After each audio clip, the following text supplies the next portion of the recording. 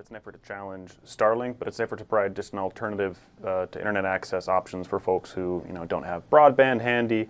You mentioned cruise ships, airplanes. There's an entire industry already built to serve those constituencies. Amazon thinks they've built a better mousetrap here that can deliver it better from low Earth orbit. Better than Starlink? They think so. Though they don't really break out their competitive stats by name, another Amazonian trait to not really talk about their competition. They clearly do think that they've got a more powerful set of satellites. Starlink originally was set up with kind of a minimum viable satellite product. Their early iterations were just real basic satellites, basic communications satellites, and Amazon clearly is trying to invest in a more powerful device. Isn't Amazon a little late to this? After all, Starlink has the mind share, certainly. They've done this from war zones. They have the SpaceX rockets to actually get the satellites into orbit. Why does Amazon think that they can maybe build a better mousetrap, but actually catch up to what SpaceX has done over the past few years? Yeah, you're right. They may never catch up to SpaceX when it comes to just raw count of satellites. But I think what Amazon is banking on here is that there's not going to be a single winner. You certainly look in the last year for headlines about folks who want to reduce their reliance on Starlink or SpaceX or just Elon Musk, broadly speaking. So I think Amazon, though they haven't put this in the marketing materials, they're likely to get a whole lot of mileage out of the fact that they're just not an Elon Musk company. There's an alternative out there. If Amazon does its job in the next couple of years, that'll be available around the globe. Well, Elon Musk likes to talk about Starlink actually connecting the world, but I'm wondering about Amazon's motivations for Project Kuiper.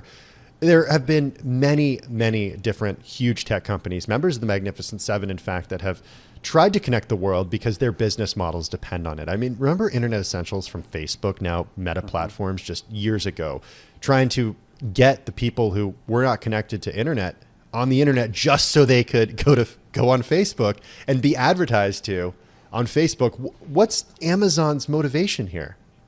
So it's definitely similar to what had Facebook and Google kicking around internet. All of their businesses depend on the internet, whether it's their retail site, video streaming.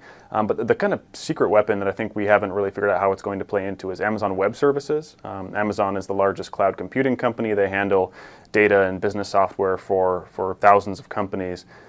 Nobody else in the cloud can also deliver you internet from space, which is what Amazon's going to be able to do in a couple of years. So I think that's a real wild card in terms of this giant business software franchise that they've built up over the last couple of decades.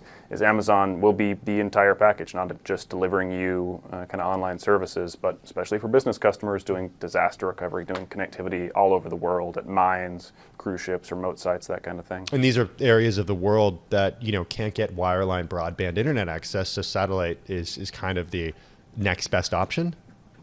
That's right, and that's a good note of caution on this, that Amazon is competing not just against Starlink, but against every telco around the world that is investing, it's hundreds of billions a year they pump into their networks.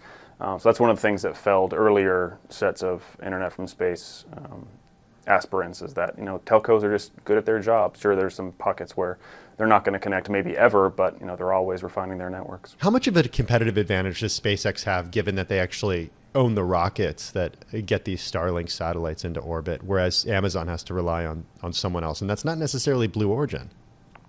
That's right. Amazon has been really hampered by the fact that there is not a whole lot of non-SpaceX rocket launch available.